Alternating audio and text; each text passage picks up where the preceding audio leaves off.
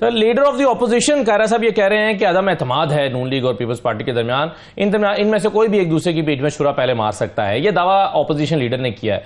आप कैसे देख रहे हैं उनकी स्टेटमेंट को? पीटीआई के गैर संजीदा रवैये की एक आला मिसाल ये भी है, और दूसरी बात यह है कि अगर ऐसा है तो उनको तो गुड लक तो है, मुबारक हो उनको, बड़ा अच्छा हो गया उनके लिए कि हुकूमती इत्तेहाद में दरारें पड़ गई, बड़ा मजेदार हो गया उनके लिए। तो तीसरी बात यह है कि उमर अयूब साहब ये न कहें तो क्या कहें कि इनका आपस में बहुत अच्छा इत्तेफाक है और मिलजुल के चल रहे हैं और पाकिस्तान के मसाइल के हल के लिए ये आपस में यकजान हुए बैठे हैं और सर जोड़ के कोशिश कर, ये तो नहीं कहेंगे ना। तो यही कहेंगे लोगों के अंदर, अपने कारकुन को भी उन्होंने हौसला देना है कि नहीं भाई कोई मसला नहीं, हम तो बस सिलेक्शन हो रहे हैं और ये हुकूमत जा रही है। तो ये बहुत हुकूमतों के बारे में हम भी यही कहते रहे, हमारे बारे में भी यही कहा जाता रहा और हुकूमतें चलती रही। ये रूटीन का बयान है आप समझते हैं? रूटीन का नहीं, उनके अलावा उसके अलावा आप मुझे बता दीजिए वो क्या स्टेटमेंट। वो ये कह सकते थे कि इन दोनों में मुखमुखा चल रहा है और मिल बांट के लगे हुए हैं, जैसे कि माजी में वही बात है ना कि आपस में इनका, देखिए मसला क्या है, बात तो फिर रही हुई मुखमुखा चले। मैंने आपने बड़ी आला किस्म की, सर मैंने उनका स्टेटमेंट कोट किया कि माजी में वही अल्फाज इस्तेमाल करते हैं। आपने निकाली, आपने तो आपने अपने दिल की बात कह ली अपने। नहीं कायरा साहब, दिस इज अनफेयर। मैंने कहा कि वो लोग माजी में ये इस्तेलाह इस्तेमाल करते रहेंगे। छोड़ दीजिए ना, मैंने आपके मुंह से सुना इसलिए मैंने कह दिया। सो मेरी बात तो कोट कर रहा हूँ, आपकी मैं कर लेता हूँ। सो गुजारिश है, मैं को आपको इल्जाम नहीं दे रहा, मैं सिर्फ ये कह रहा हूँ कि अगर वो ये कहा तो इसका मतलब भी तो यही है ना कि हम आपस में बड़े सलूक इत्तेफाक में हैं। चले हम फेयरली ना सही, मुखमुखा बकौल आपके या बकौल उनके उसके तहत है, तो मेरी हुकूमत तो बड़ी तगड़ी है ना। यही कहना, तो ये तो वो नहीं कह सकते, वो यही कह सकते हैं जो उन्होंने कहा है। तो मेरे ख्याल में इस खबर के अंदर कोई बड़ी खबर नहीं है। उमर अयूब ने जो कहा इसके अलावा उनके पास कोई लफ्ज है ही नहीं। और दूसरा वो जो कह रहे हैं इलेक्शन देख रहे हैं, भैया सामान के अंदर को हर तरफ हरा हरा नजर आता है, उनको आने दे क्या सही है। हाँ चलिए, ये बात तो आपकी ठीक है कि जब तहरीक इंसाफ की हुकूमत थी तो ऑपोजिशन भी यही कहा करती थी उस वक्त भी कि भाई ये इलेक्शन का साल है, वो 3-4 साल तक ये हमारे एहसास तो है। अच्छा सर, ये बताइए कि अभी इससे पहले हम बात कर रहे थे नैब के हवाले से, आज जो इमरान खान ने स्टेटमेंट दी और सुप्रीम कोर्ट में दी और उनके सामने की, उन्होंने कहा नैब हमारे कंट्रोल में नहीं थी। यानी बेसिकली उन्होंने डिसऑन कर दिया कि जितनी गिरफ्तारियां उस जमाने में नैब के तहत होती रही हैं उसमें हमारा कोई इख्तियार नहीं था, हमने किसी को सियासी इंतकाम का निशाना नहीं बनाया। और बदले में वो कहते हैं कि 5 दिन में मुझे 31 साल की सजाएं सुनाई गई हैं इलेक्शन से पहले। ये आज सुप्रीम कोर्ट में उन्होंने कहा है। आप इत्तफाक करते हैं इस बात से जो स्टेटमेंट उन्होंने दी है? बड़ी माजरत के साथ माफी चाहता हूं। आप मुझसे क्या तवक्को करते हैं? मैं कहूंगा हाँ, मैं कह सकता हूं। बात यह है कि इमरान खान साहब की बातें तो उतनी ही मतलब गैर मंतकी हैं और गैर असूली है जितना उनका मौका हुकूमत में गैर मंतकी था। बात यह है कि खान साहब बाकायदा नैब को हदायत देते रहे, उनके वजीर बयान देते रहे कि कल फलां पकड़ा जाएगा, परसों फलां पकड़ा जाएगा, और बाकायदा जेलरों को वजीर आजम हाउस से फोन जाते रहे। नैब का जो कारकर्दगी थी, और मुझे कहने की खैर जरूरत भी नहीं है, इसलिए कि मैं अगर आपसे ही कहूं कि आपकी क्या राय है तो आप भी खान साहब की स्टेटमेंट को सर्टिफाई नहीं कर सके। सही है कायरा साहब, मगर इशारा उनका जिस तरफ है वो समझते हैं कि उस वक्त की जो एस्टैब्लिशमेंट थी, सर छोड़िए ना, वो उनके वो क्या कहते हैं मेरे लिए वो अहम नहीं है। मेरे लिए ये अहम है कि आप क्या सोचते हैं, मैं क्या सोचता हूँ, कौम क्या सोचती है।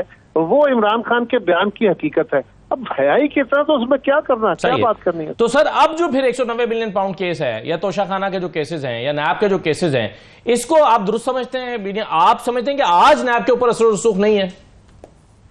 देखिए, मैं तो कह रहा हूं कि हमारे यहाँ कोई अदारा आजाद नहीं रहा इस वक्त। तो हालत मेरे भाई, सच्ची बात यह है, ऑनेस्टली मैं बिल्कुल फेयर अपना ओपिनियन दे रहा हूँ, किसी को अच्छा लगे बुरा लगे। इस वक्त तो सियासी जमातों के पास कुछ, एक हुकूमत जो है वो तो है ही बेबसी, डाइल्यूटेड सी हुकूमतें होती हैं हमारी। कुछ हुकूमत जो सिविल होती है उसके पास इख्तियार होता है, कोई एस्टेब्लिशमेंट के पास होता है, कुछ अदालतों के पास होता है। आजकल तो होता यह है कि रोज सुबह उठ कर लोग देखते हैं अदालत क्या कह रही, फलां जगह मीटिंग हुई है उसका क्या रिजल्ट आ रहा, मीडिया के अंदर डिबेट चली है, सोशल मीडिया में क्या है। लोग हुकूमत की तरफ कम देखते हैं।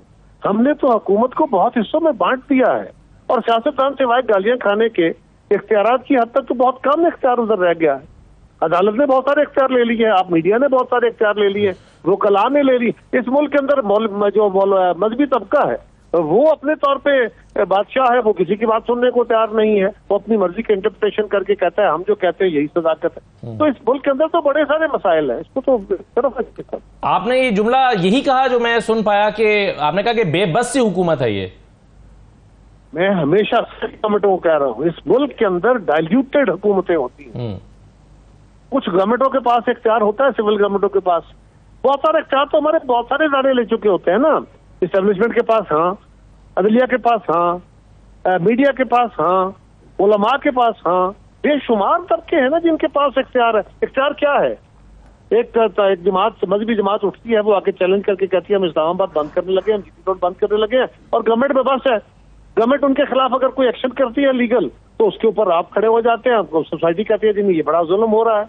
इसी तरह जनरली भी अगर किसी के खिलाफ केसेस बन जाते हैं, तो आज हालात ये हो गई है कि जिसके खिलाफ जनरली पता होता है कि इसके खिलाफ जनरल केसेस बने हुए हैं, वो भी झटाई से कह रहा होता है कि मेरे साथ जुल्म हो रहा है, और उसकी भी बातें चल रही होती है मीडिया में अंदर, उसकी भी सोशल मीडिया के अंदर तस्वीर आई है, क्योंकि वो उसके पास सोर्सेज हैं, उसके पास वसाइल हैं, और उसने कंपनियां हायर की हुई हैं, उसका सोशल मीडिया अकाउंट बड़े अच्छे तरीके से मैनेज हो रहे हैं।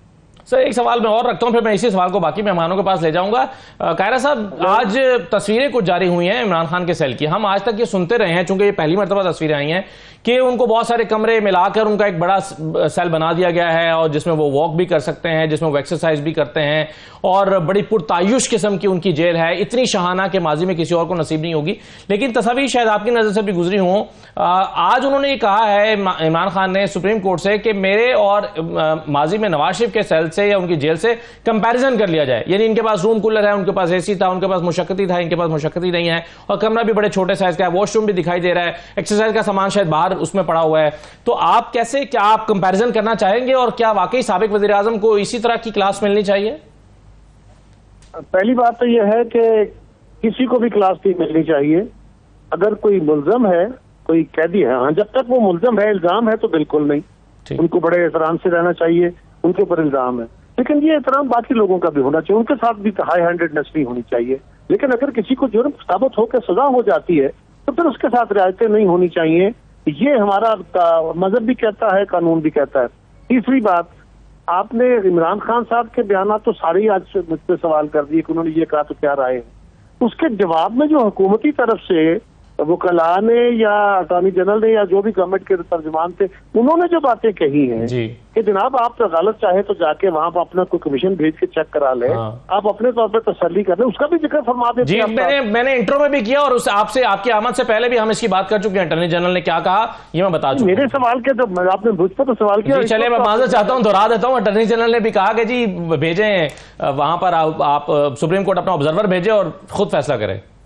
तो मेरे ख्याल है ये ज्यादा अच्छा होता कि आप ये मैं होता तो, अगर मैं मेरी राय में, चले मैं आपको नहीं कहता, मेरी राय में ये ज्यादा मौजू है कि अटॉर्नी जनरल साहब के बयान को और खान साहब के बयान को इकट्ठा रख दें एक तरफ, और सुप्रीम कोर्ट से मुतालबा करें कि वो अपना कोई कमीशन भेज के चेक करा लें, ताकि ये डिबेट बने ही ना।